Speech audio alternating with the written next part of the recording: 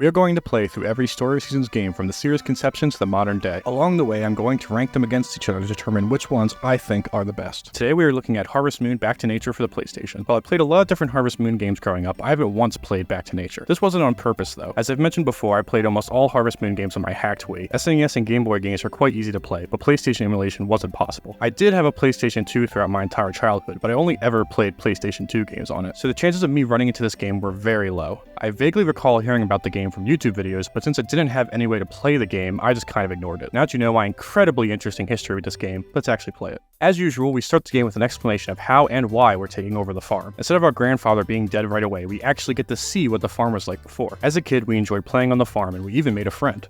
After leaving, our new friend gets upset and we promise to come back. Many years later, we're back to claim our grandfather's farm and continue his legacy. But it's not that simple, no. We apparently have to prove ourselves to the townsfolk. If the farm isn't in tip-top shape by year 3, then we lose the farm. What? Last time I checked, this is my grandfather's farm. I don't know how this town works, but in America, I can treat my land any way I see fit. Anyways, this is just set up for the typical Harvest Moon goal. Instead of saving a farm from capitalism or impressing our parents, we have to just try to fit in. I personally think this motivation is kind of lame, but in the grand scheme of things, it doesn't really matter. We finish our introductions and we can finally begin our farm life. The gameplay itself is a typical Harvest Moon experience. We can farm, raise animals, forage, fish, and mine. The controls are intuitive and responsive, but the perspective really bothers me. When Harvest Moon 64 defaulted to a weird angle like this, I would just adjust the camera to something more comfortable. But you can't do that in this game. The camera is just stuck at this perspective. It's most likely just a skill issue, but I constantly kept messing up my inputs because of this. At the very least, the ability to just rotate the camera would have been nice. Besides this annoyance, farming is the same as usual. For our animals, we have the cow, sheep, horse, chicken, and dog. This is basically the standard Harvest Moon animal selection. Nothing more, nothing less. Same story with foraging, fishing, and mining. Overall, the standard mechanics for this game are nothing outlandish.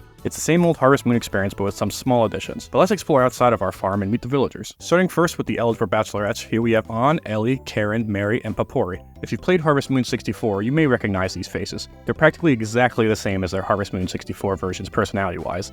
Tomboy, nice girl, tsundere, book nerd, idiot. Seriously though, they do have a good amount of personality. This especially shines through in their heart events. I personally wouldn't say I enjoyed them as much as Harvest Moon 64's, but they are still well written. Better fight for their heart quick though, since the beloved rival system is back. I've been pretty vocal about my disdain for this in previous videos, so I won't repeat myself. I will say that the rival heart events are more interestingly done in this game. They almost make me feel bad when I win their crush over.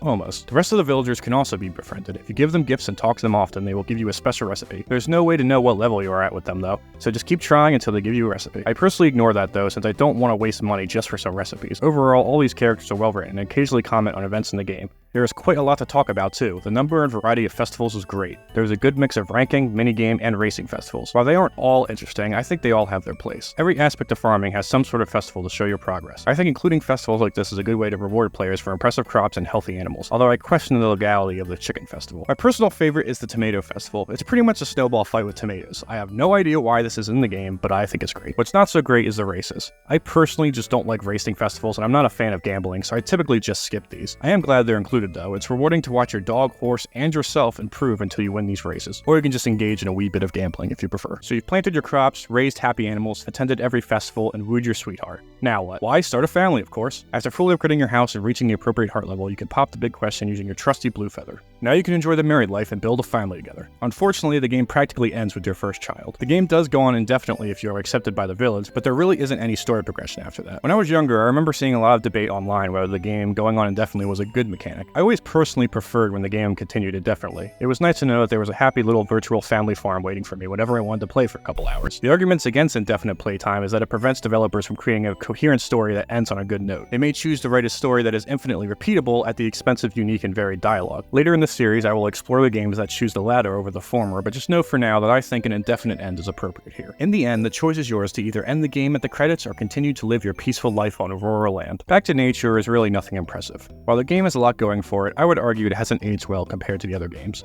I think this is mostly down to how annoying the game is to control, especially considering how even Harvest Moon 64 lets you move the camera around. You may disagree and say that this is a bit harsh, but in a game like Harvest Moon, little things like this matter. The game did manage to win me over with some of the smaller things like the festivals, but they aren't enough to improve my overall experience. I just don't believe this game offers much else that you couldn't just find in Harvest Moon 64. And what it does offer isn't enough to justify dealing with the annoying controls. With this in mind, I have to put this game at the number 4 spot.